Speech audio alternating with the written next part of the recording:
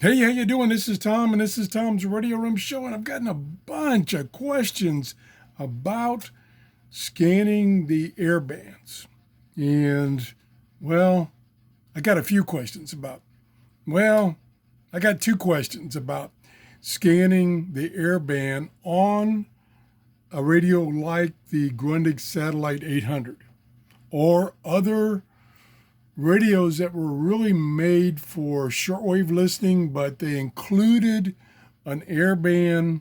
And the questions were, or the question was, or the question is, how good is the airband on these radios? So I've been playing around with this for a few minutes. Well, a half an hour. I have so many problems with getting the right connectors and all this.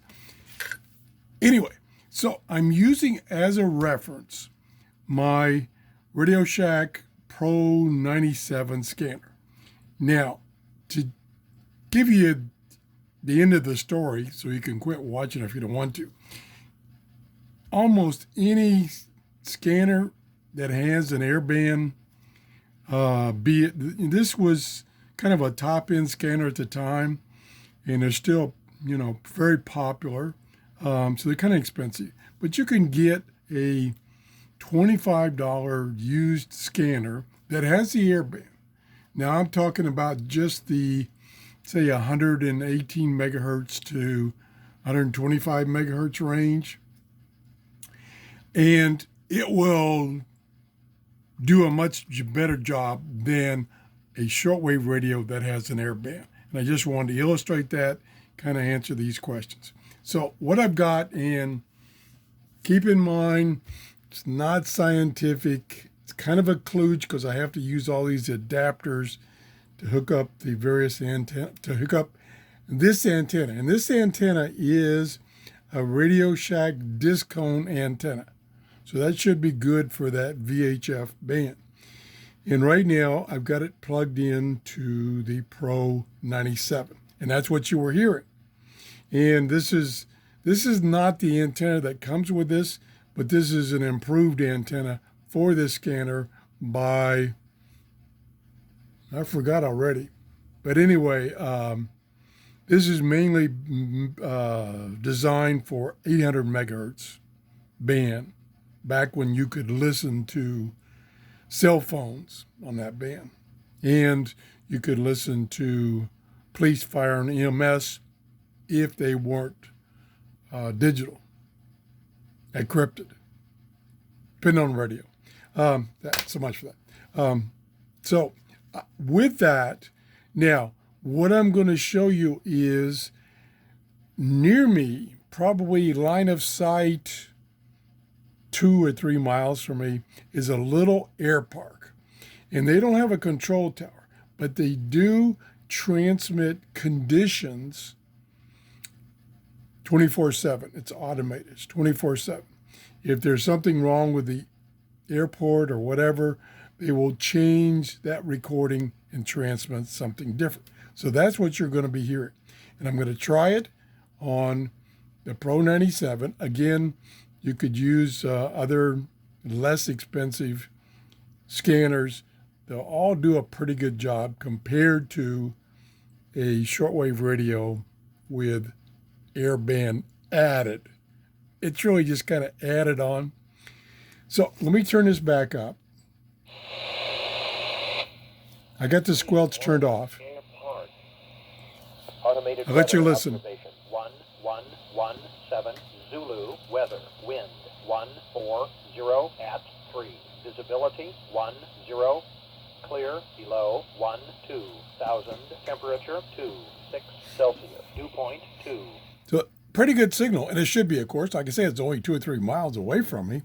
So now we're going to take and try to move this antenna over to the Grundig. Now, again, I have to get everything to match, I have to use, so here I'm using one adapter. And it's going to stay in the loop. Now I've got to add, and because I don't have the right adapters, I've got to add this barrel adapter to go from B and C to B and C. So I'll put that in the loop. tighten it down. And then here is the PL239. And then I have to add it, because this won't go in there, so I have to add an adapter here, and then I plug this into here. So keep in mind, this is going through 2 other adapters than what this had, plus it has this short coax cable that goes to the back of the radio. So there's some attenuation there. But I've tested this, and there's not much. So now we'll turn the volume up on the Grundig. It's tuned to, oh, these are all on 119.225, part of the airband. So I'll turn the audio up. And I'll turn the squelch down. So it, automated weather observation 111 weather 140. So it's there, but it's really weak, way in the noise level. Let me jiggle these just to make sure. Got good connection. Okay. Pretty poor.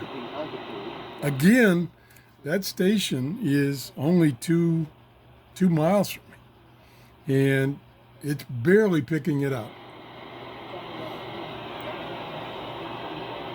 It's just above the noise level. And like I say, I did a bunch of testing before I started recording, and trying to make sure that, I had a good cable here and these connectors were good. But, oh, now I got a little cleaner. Little cleaner. Yeah, just a little difference in the interference in the atmosphere. So I'll go back to here, and then we'll call it quits, and hopefully that will answer that question. So I take out 2 of the adapters, turn that back down. Again, I'm using the Radio Shack Discom. I did have some trees trimmed a couple of days ago that were around that discone. They weren't touching it. And I agree with a comment that somebody made that trees and leaves usually don't present a real problem. The higher in frequency you go, the more effect it has. What does have effect if they're wet, and this morning they're wet because it rained hard yesterday. Okay, let's see. We got to take this barrel out. Okay, so there we got the barrel out. Now we'll hook this back up to the scanner. So basically I'm using the same antenna minus this adapter and this cable. And I've tested those, and those are good. So now we'll turn the volume up here. 7 a.m. due to city ordinance. Runway Much better. 34 is right-hand traffic. When departing runway 34, turn right to 020 as soon as practical for noise abatement. Okay, she stopped transmitting. Clear water. There we go. Park.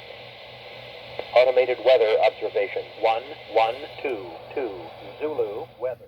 And like I say, I've done other tests on other scanners and other antennas, and I've always found that a scanner radio, which is wideband, especially it's good up in the VHF, UHF band, compared to a shortwave radio that is for shortwave, and then you just kind of add in the airband. It's kind of, just a little carrot, and it's just not very good. So anyway, of the 2 people that asked that question, hopefully that answers it. Again, overall, that's true. Shortwave radios with airband compared to scanner radios, not very good. That's it. If you enjoyed the show, please give me a thumbs up and have a great day. Bye-bye.